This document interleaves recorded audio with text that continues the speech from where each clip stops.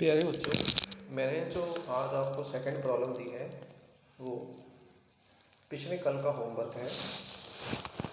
उस second problem को मैंने क्या किया, मैथमेटिकल उस स्टेटमेंट को मैंने एक शेप दी है एंड उस स्टेटमेंट में हमें दिया है, जो आपको दिया है, अगर बहुत ज़्यादा चार्जेस क्यू वैल्यू वाले एक्स एक्सिस के अलोंग कोऑर्डिनेट सिस्टम के ओरिजिन से a, 2a, 4a, 8 डिस्टेंस दूर हो, तो उन सारे के सारे चार्जेस का टोटल इलेक्ट्रिक फील्ड, ये वाला जो एक कोऑर्डिनेट सिस्टम है एक्स वाई जेड, इसके ओरिजिन पे टोटल इलेक्ट्रिक फील्ड होगा कितना। तो वो फाइंड आउट करने के लिए हम दो चीज़ों पे स्ट्रेस देंगे। और स्ट्रेस क्या कि पहले इलेक्ट्रिक फील्ड की वैल्यू फाइंड करेंगे, उसके बाद चेक करेंगे क्या वो सारे के सारे इलेक्ट्रिक फील्ड सेम डायरेक्शन में एक्ट कर रहे हैं। अगर एक्ट कर रहे होंगे तो उन सभी को हम प्लस कर देंगे। प्रोसीड करते हैं।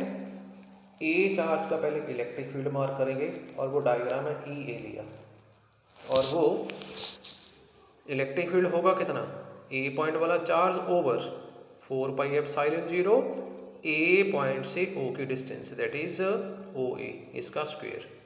वैल्यू अप्लाई कर दी, वैल्यू आ गई। इसी तरह से बी पॉइंट वाला जो क्यू चार्ज है उसका इलेक्ट्रिक फील्ड, बी पॉइंट वाले चार्ज का इलेक्ट्रिक फील्ड ई बी कहाँ पर, ओ पॉइंट के ऊपर, कितनी दूर, डायग्राम के अकॉर्डिंग ओ बी डिस्टेंस दूर, तो ओ बी का स्क्वायर, 2a वैल्यू है ओ बी की, स्क्वायर कर दिया। इसी तरह से हम क्या करेंगे, ई सी ई डी की वैल्यू को फाइंड आउट करेंगे। वैल्यू तो फाइंड आउट कर ली, अब चलते हैं डायरेक्शन पे। डायरेक्शन जब भी आप इलेक्ट्रिक फील्ड की कहीं पर भी स्पेसिफाई करें तो वहाँ पर एक आप unit positive test charge assume कर लेंगे। ए पॉइंट वाला चार्ज पॉजिटिव, ओ पॉइंट वाला पॉजिटिव, तो ए पॉइंट वाला पॉजिटिव चार्ज क्या करेगा, ओ पॉइंट वाले पॉजिटिव चार्ज को रिपेल करेगा, तो रिपल्शन से चार्ज इधर जाएगा, टेस्ट चार्ज।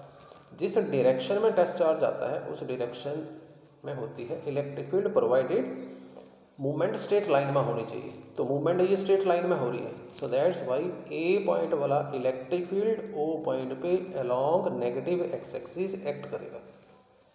इसी तरह से बी पॉइंट वाला चार्ज पॉजिटिव, ये पॉजिटिव चार्ज ओ पॉइंट वाले पॉजिटिव टेस्ट चार्ज को रिपेल करेगा, तो बी पॉइंट वाला charge electric field, B point वाले चार्ज का इलेक्ट्रिक फील्ड भी एक्ट करेगा ए पॉइंट वाले चार्ज के इलेक्ट्रिक फील्ड की डायरेक्शन में। इसी तरह से सी पॉइंट वाला चार्ज, सी पॉइंट वाले चार्ज का इलेक्ट्रिक फील्ड, डी पॉइंट वाले चार्ज का इलेक्ट्रिक फील्ड, ये सारे के सारे एक्ट करेंगे सेम डायरेक्शन में। देयरफॉर टोटल इलेक्ट्रिक फील्ड इन सभी चार्जेस का हो जाएगा ई ए इन सारे के सारे इलेक्ट्रिक फील्ड के सम के बराबर।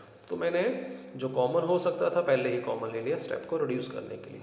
सम ये बना, ये सम है infinite, infinite number of terms का ये सम आ रहा है। चेक करना है क्या ये AP है कि GP है, तो हम लेंगे रेशो। सेकंड टर्म को मैं फर्स्ट डिवाइड करूंगा, रेशो 1/4, थर्ड को मैं सेकंड से डिवाइड करूंगा, रेशो 1/4, इसका मतलब रेशो आ रही है सेम, तो ये GP होगी। इनफाइनाइट GP का अगर मैं सम सॉर्ट आउट करूँ तो उसके लिए फार्मूला ये होता है, first term over 1 minus common ratio. First term क्या 1 थी, कॉमन रेशो कितनी है 1/4, वैल्यू अप्लाई की कैलकुलेशन से टोटल इलेक्ट्रिक फील्ड ये वाली आ जाएगी इनटू दिस 3 से मल्टीप्लाई भी होगा ये, क्योंकि डिनोमिनेटर में डिफरेंस ये 3 भी आ रहा है।